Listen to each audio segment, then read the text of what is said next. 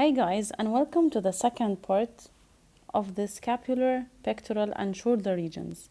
Now we're gonna talk about the ligaments. So when we talk about the ligaments, remember guys that this is the clavicle.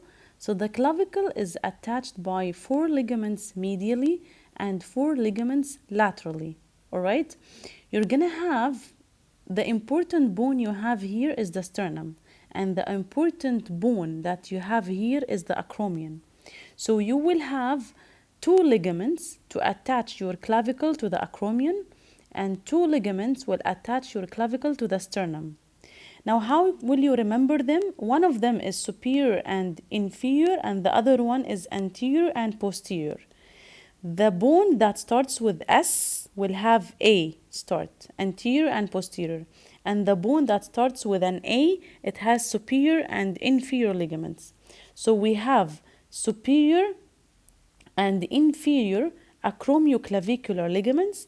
We have anterior and posterior sternoclavicular ligaments. So if this is the clavicle and this is the sternum, you will have anterior, and the posterior, we cannot see it from here, sternoclavicular ligaments.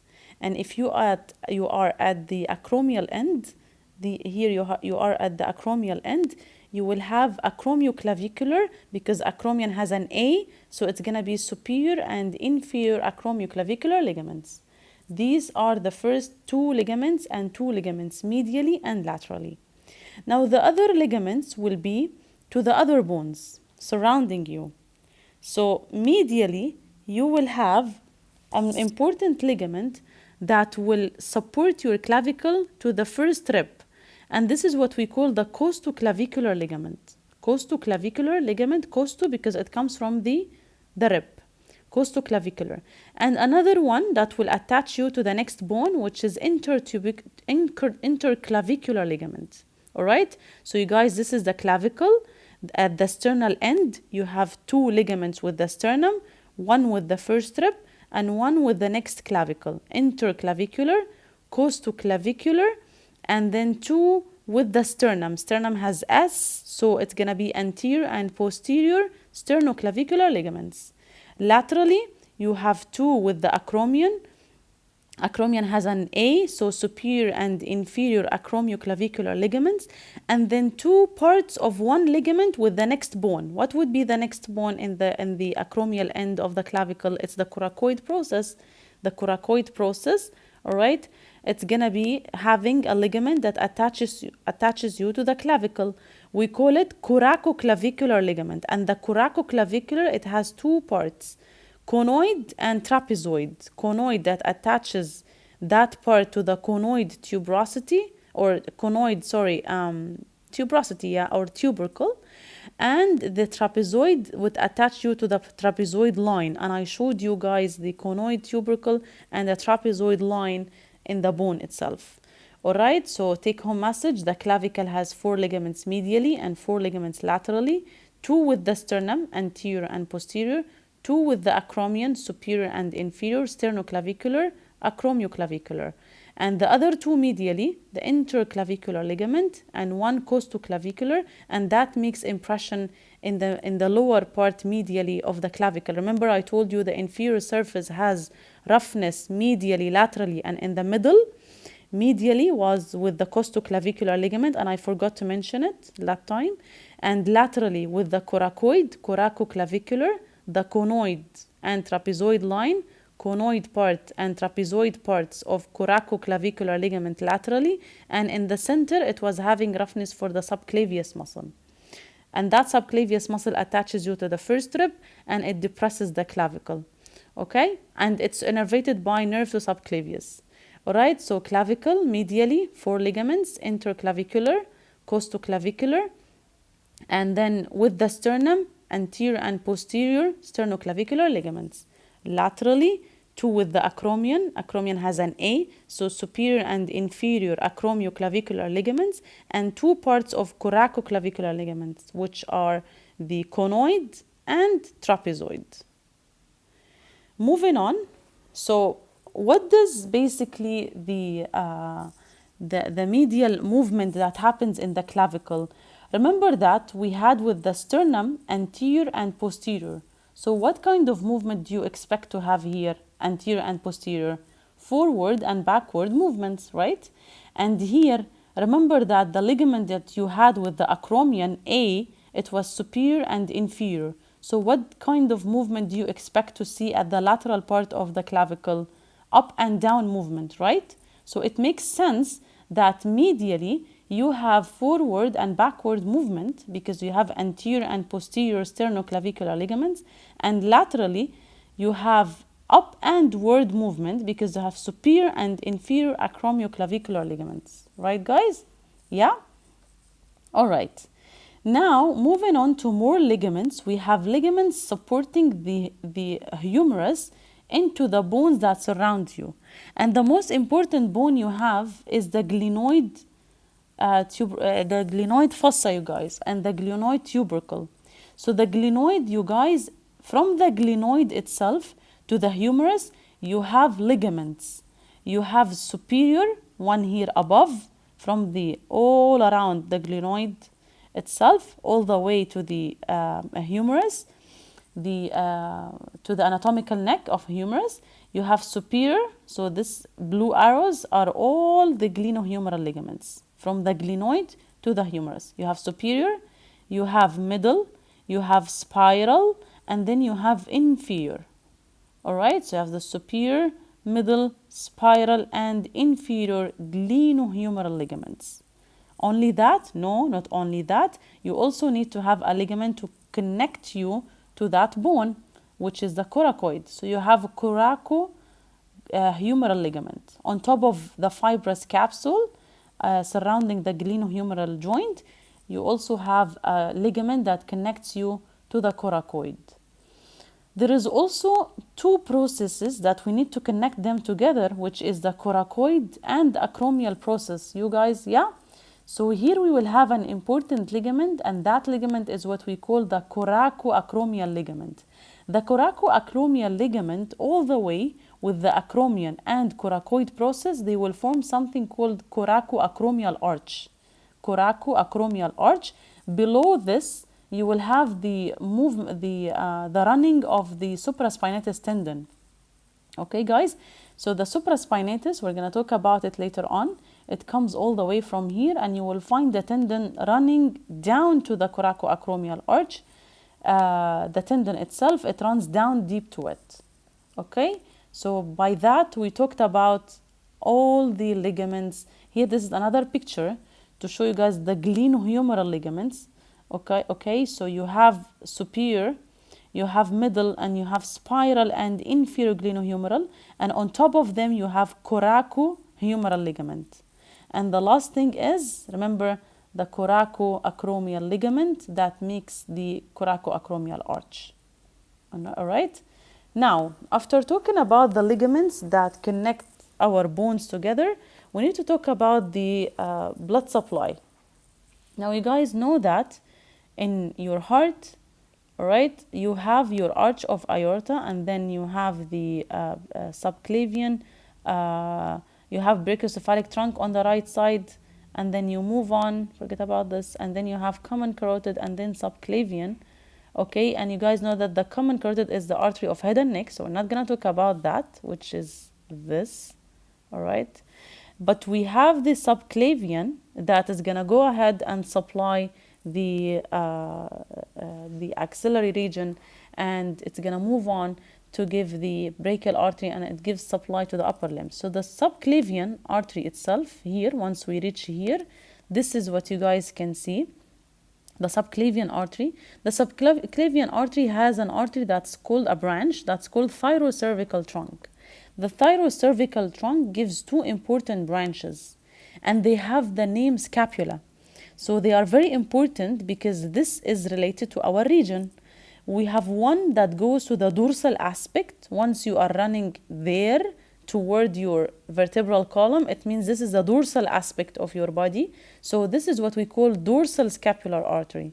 All right, so here you're moving at the medial border of the scapula. And you have the other one that I told you about, you guys, that runs on top of the suprascapular foramen. So this is what we call suprascapular. So you have scapular and scapular. One dorsal and one supra, one above, and one dorsal aspect of your body. So the dorsal scapular artery and the suprascapular artery are branches of the thyrocervical branch of the subclavian artery. So these arteries will give give blood supply to the scapula. Okay. Now what else do we have? The subclavian, you guys, once it exceeds the outer border of the first rib, it's gonna be called axillary artery. Once we come out of first rib, we will call it axillary artery all the way until we reach the lower border of teres major muscle. All of that is basically our axillary artery. So the axillary artery runs all the way from the outer border of first rib until we reach the lower border of teres major. Once we exceed teres major, it means we are entering the arm, so we will call it brachial artery. All right, so brachial artery in your brachium. Brachium in Latin means your arm, but here this is your axilla. So the axillary artery, you guys, has three parts. It has medially, and these parts are divided by the pectoralis minor muscle. Pectoralis minor, medial to it, you have the first part. Posterior to it, you have the second part. And lateral to it, you have the third part. From the first part of axillary, you have one branch. From the second part, you have two branches. And from the third part, you have three branches. What do you expect the names of the arteries would be? This is basically your thoracic region. All right, guys? The first one comes on the top and it goes to the thorax. We call it superior thoracic artery. So the first one gives, the first part of axillary gives one branch related to the thorax on top of it. So we call it superior thoracic. The second part, it's also related to thoracic, but one runs to the acromial process. So we call it acromiothoracic. And one goes to the lateral thoracic wall and we call it lateral thoracic. So the two branches of second part of axillary, acromiothoracic and lateral thoracic. So superior thoracic, acromiothoracic and lateral thoracic. So these are all thoracic people. And then from the third part, you have one branch that goes to the scapula, and we call it subscapular. And then you have two branches that wraps around the humerus. All right. One of them is very closely related to the cervical neck, which is the posterior circumflex humeral, and the other one is anterior circumflex humeral artery. So the third part gives two brothers. I call them circumflex brothers, posterior and anterior circumflex humeral, and one runs at the subscapular region. And the one that comes to the subscapular region, it will also divide to give one branch that wraps and runs back. When something runs back, we call it circumflex. Okay, so this one we call it circumflex scapular, and the other one goes all the way to the latissimus dorsi muscle, and we call it thoracodorsal artery. You guys, the artery that goes to the latissimus dorsi, we call it thoracodorsal because it goes to the thoracic region dorsally. Okay, and also the nerve that supplies the latissimus dorsi, we call it thoracodorsal nerve. So anything goes to the latissimus dorsi, we call it thoracodorsal. So the subscapular, the biggest of the three branches of the third part, which is the subscapular, it gives circumflex scapular and thoracodorsal. And then you have the two brothers here. So three parts of axillary. The first one gives superior thoracic. Second one, acromiothoracic up, lateral thoracic laterally. And then the third part, lateral to the pec minor muscle. The biggest one, subscapular. It will divide into circumflex scapular and thoracodorsal. And then the last two of the third part, because third part gives three branches, the circumflex brothers, anterior and posterior circumflex humeral arteries, because they wrap around the humerus. If you want to see it on a real cadaver, this is a cadaver, and this is the thoracic wall, and this is the arm of that cadaver. This is the arm, and this is the axillary artery. If you ask me how can I identify the axillary artery, when we reach the brachial plexus, I will tell you by then how you will be able to identify the axillary artery in between the so many structures you have in the axilla. But as for now, I want you guys only to see the branches of axillary artery. So the axillary artery, once you remove the pectoralis minor and you reflect it up, it means whatever was behind it is the second part of axillary. Whatever was medial to it was the first part. Whatever was lateral to it was the third part. So remember, from the first part, we had only one branch. It's what we call the superior thoracic. It goes to the superior aspect of your thorax, here, superior thoracic. All right, so the axillary, the medial the medial third of it, or the medial part of it, gives superior thoracic. Once you are undercover the pec minor, it means this is the second part. So that will give you acromiothoracic, or here it's thoracoacromial or acromiothoracic. It moves up from the second part. Sometimes it gives more than one branch. So this is the second part, and once it moves up, it means this is the thoracoacromial or acromiothoracic. And then the one that runs to the lateral thoracic wall, we call it lateral thoracic. So these are the two branches of the second part. All right? These, forget about these, but these are extra branches of the thoracoacromial. All right, so from the first part, you have one branch, superior thoracic. From the second part, you have thoracoacromial and lateral thoracic, or acromiothoracic and lateral thoracic. And from the third part, you have a big one, which is the subscapular. The subscapular will give you one branch that turns back to go to the scapula. We call it circumflex scapular, and one that runs down and it goes all the way to latissimus dorsi muscle. We call it thoracodorsal nerve. So this is the biggest branch of the third part of axillary. And the last two branches, we have them, are the ones that wrap around your arm, which is the anterior circumflex humeral and posterior circumflex humeral. They will all come from the third part of axillary. And once you are down to the lower border of teres major, it means your axillary artery has finished and you are entering the brachial artery. So this is all above the teres major. This is all axillary artery. Medially, this is the one that gives one branch. Second, it gives acromiothoracic up and lateral thoracic down. And the third part here, it gives a subscapular that gives two branches, circumflex scapular and thoracodorsal. And this is one branch, subscapular, and two branches here, the circumflex humeral, anterior and posterior, and the posterior wraps around the surgical neck with the axillary nerve. That's why fracture of surgical neck can cause injury not only to the axillary but also to the posterior circumflex humeral artery. All right, guys? And this is, I want to show you the anastomosis around the scapula. Anastomosis means that I have blood supply coming from different regions.